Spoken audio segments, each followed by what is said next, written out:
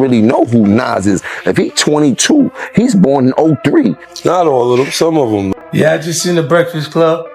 Jimmy popping all that. I be seeing you, Jimmy talking about we Gucci boo boo. He in the Gucci store. Talking about we Gucci boo boo. I'm like King they was going you up. Jimmy, they was like Marita Moneda. Coca-Cola. Jim Jones was never better than Nas. Jim Jones will never be better than Nas. And this is coming from somebody that's not a Nas fan. I love Dipset. I love the Diplomats. I love Bird Gang. But we not about to start rewriting history because Jim Jones got confident. Jim Jones pulled up on Shannon Sharpe's podcast and said he's not just relevant. He's more important to the culture than an is. Yeah, he really went there. And the second those words left his mouth, everything shifted. 50 Cent didn't waste time with a diss or a name drop. Nah, he played it slick. He posted an old federal transcript on Instagram and let the streets go wild. Now people are digging up old wiretaps, pulling clips from back in the day. And suddenly Jim's in the gym yelling on camera, dropping diss tracks like he's getting ready to do time in Rikers. But let's be real, this ain't just about Nas. And it definitely ain't just about some rap ego. This feels like 50 sending a big message to the industry. Don't forget who's untouchable. And maybe even throwing shade at why some folks just happen to dodge federal charges. Jim might have been trying to flex, but now he's opened a door that could bring back heat from all directions. There's a reason why Jim bringing up Nas always hits hard. 'Cause that tension didn't just pop up overnight. It goes way back. All the way to 2002. When Nas went off on Hot 97 and randomly dissed This Beef's Got Deep Roots. And it's bubbling again, louder than ever. That one Hot 97 moment lit a fuse. And Dipset came out swinging. Jim Jones dove in headfirst, no hesitation. After that, things got real messy. Nas and Dipset were throwing jabs through mixtapes back and forth like it was open season. But Jim, he made it personal. He straight up said he'd smack the kufi off Nas, and kept that same energy in his tracks. Songs like We Fly High weren't just hits, they were statements. But here's where things get I never got to see Nas. I never got to sit down and have a conversation with Nas and things like that. I had called you about it and things like that. That was like still one of the people that I never got to have a conversation throughout my history of rap and things like that. I think I would love to have a conversation with Nas. I wouldn't know if he knows it, but Nas was one of my all-time favorite rappers coming up and things like that. I've heard you say that. Since the barbecue and things like that. Like he really put the whole dope boy rap, crack hustler, get fresh rap into perspective before anybody. Jim wasn't always throwing shots. Just a year ago, he was showing love to Nas. That admiration turned to shade real quick. Everything Jim Jones. No diplomats, no nobody else. Me, Jim Jones. Check my track record. Then check everybody else's track record. Then go to the billboards and check all my entries. Then check all them entries and shit. And I'm not taking nothing away from nobody. But I hear the comparisons and then be trying to act funny when it comes. No, I've been spanking a lot of this shit about the industry. I've been putting on. Flipped when Jim showed up on Fat Joe and Jadakiss's podcast. And Fat Joe, he stirred the pot like a pro. Recently saw a clip on Instagram where a young kid was comparing you to Nas. And saying that you got my young boy big hits. Yo, he looked to you. He learned how to wear the BB Simon belt from you. He got his swag. Like how crazy is that? Because in my era, you know what I'm saying. Nas is like a god in my era. That moment could have stayed buried in the timeline. But Jim wasn't about to let it slide. He wanted to go deeper. And just when the smoke hadn't even cleared, boom. Jim showed up on another platform. This time it was Shannon Sharpe's Nightcap with Chad Cinco Johnson. Supposedly to explain himself. But instead, he threw more gasoline on the fire. And Shannon. He wasn't about to let Jim slide easy. Yeah, I just seen the Breakfast Club. Jimmy popping all that. I be seeing you, Jimmy talking about we Gucci boo boo. He in the Gucci store. Talking about we Gucci boo boo. I'm like King they was going you up. Jimmy, they was like Marita Moneda. Coca-Cola. God, honestly, I can't, like, if it was like Jim Jones, imagine putting a pen to paper to write about him. He was so nice. He was so nice about him. How did you do that? What's the first sentence?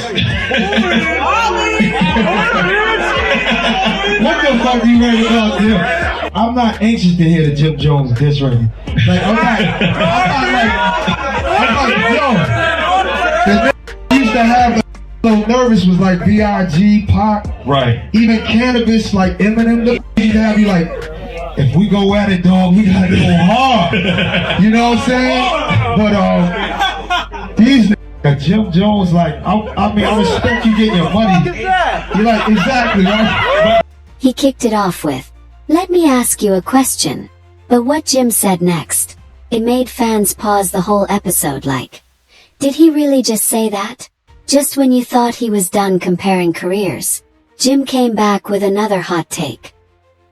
He dug up that old Dipset versus Nas beef from the early 2000s, claiming he was always a bigger Nas fan. But now, he says he surpassed him when it comes to impact. Then he tried switching gears, talking about how Nas has always been one of the flyest in the game, giving him props for his fashion. But he kept circling back to one bold point. Nas don't influence the streets like I do. Movie belly like. And then Jim got so salty. He started clowning Shannon Sharpe's outfit on air. Oh, you better do that. Meanwhile, UNCENSORED just sat there letting Shannon and Jim go at it, like it was a grudge match on pay-per-view. Then things hit a wild turn. While they were still talking Nas and rap legends, Jim accused Shannon of only inviting him for clicks. That lit the fuse. "This the biggest podcast you ever been on," Shannon snapped. And just like that, Shannon Sharpe flipped from cool host to full-blown opponent. If Jim wanted smoke, Shannon was ready to take it to the gym and settle it with reps. When Jim said he was better than Nas, Shannon didn't just check his lyrics, he checked his physique. Instead of firing shots back at 50, Jim tried to pivot, turning the whole thing into a gym war, trying to prove he still got dominance in some arena. "I wanna be there." But while Jim was sweating it out and talking gym theatrics, 50 had already made his next move quietly. And that one label still sitting heavy in the background, ready to shake things up all over again. Meanwhile, the comment section was going crazy. Fans were losing their minds over the fact that a retired NFL Hall of Famer was out here defending Nas. One fan even said, "Shannon did what Fat Joe and Jada should have done. Jones, you delusional." Shannon, thank you for bringing it up. And honestly, they had a point. Why were Fat Wait, let me get this off. Yo, Jim, yo, Wack, let me just get this off my shoulders, right? Let me just get this off my shoulders to show you what type of nigga I am. And why it's so early, let me get this off my shoulders. Jim Jones, right? He ran with the same niggas I ran with a decade before I met him. Jim Jones, the Dipset nigga, the nigga that was just over there dancing and shit on verses. Jim Jones was running with Shotty, Cafano Jordan, right? Mel Matrix, Jamel Jones, Road Murder, Roland Martin. He was running Fu Banger, Fuquan.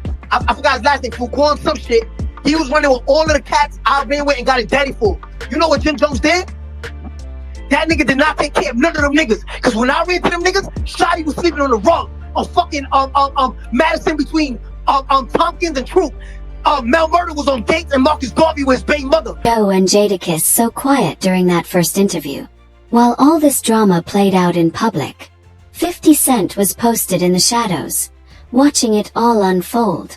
But don't get it twisted. He wasn't laughing. At least not yet. Just when folks thought the whole thing was funny and maybe dying down, took a petty turn. That's when fans dug up an old clip that made jaws drop all over again. 5. See the real disrespect. It's not that Nas clapped back, it's that he didn't. Jim didn't just get ignored back then. He got laughed off the stage. And now in 2025, that same old energy is back like it never left. But it didn't stop there. While Nas stayed silent, and Shannon kept getting more ripped by the day, someone else was lurking. The second 50 Cent heard Jim claim he was better than Nas, he didn't even blink. He just laughed, then reached into his bottomless vault of receipts, and pulled out a straight-up bombshell. Out in Texas, please, whatever you do, don't tell them I'm in San Antonio. Don't tell him I'm staying at the Four Seasons. Don't tell him, please, don't tell him, man, because it's just so much pressure on me right now. I don't know what to do.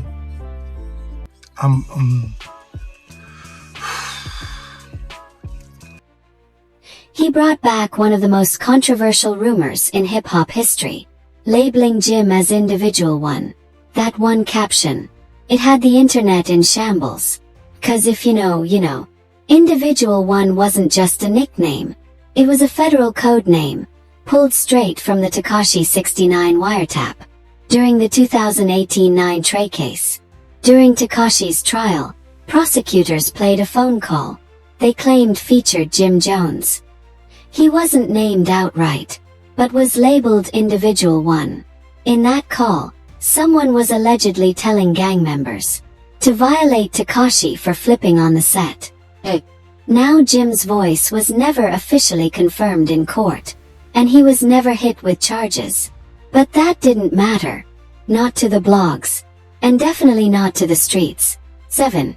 And definitely not to 50 Cent. He never forgot that moment. So now, with Jim puffing, he was your man, like on the side, like on the side, just he was not a rapper at all. Right. So when Ballin' took place, and I'm looking and I'm going, oh, he having a moment. That's the Lloyd Banks. It's Lloyd Banks thing. He wanted that.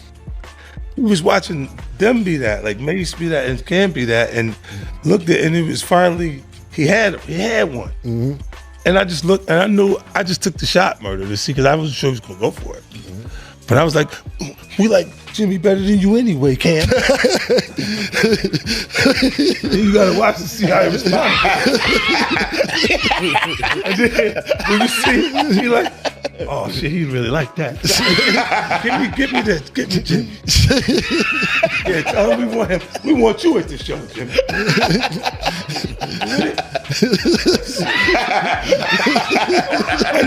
Yo, but that was one of those things I just threw it out. Up his chest on podcasts and trying to bait Nas into a battle.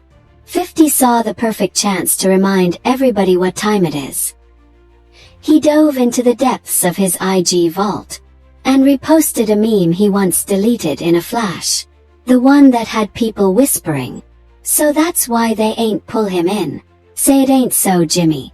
Flashback to 2019. When the Shade Room posted an update from Tekashi's court case. A verified courtroom reporter said Tekashi named Jim Jones as a 9 Trey member. 50 couldn't help himself. He jumped in the comments. Then came that now infamous clip of 50. Looking straight up spooked, fake trembling, saying, "I'm afraid for my life. I mean, Jimmy is gang gang." The internet. Dying laughing. Jimmy. But here's where things really shift. This whole beef. It didn't even start with Nas. 50's been throwing shots at Jim for years. This new moment. It just gave him the green light to start dragging Jim all over again. Go back to 2007. When 50 brought out Jim Jones and Joel Santana on stage at a G-Unit show. While Dipset was already crumbling. That move. Straight disrespect. Cameron saw it for what it was.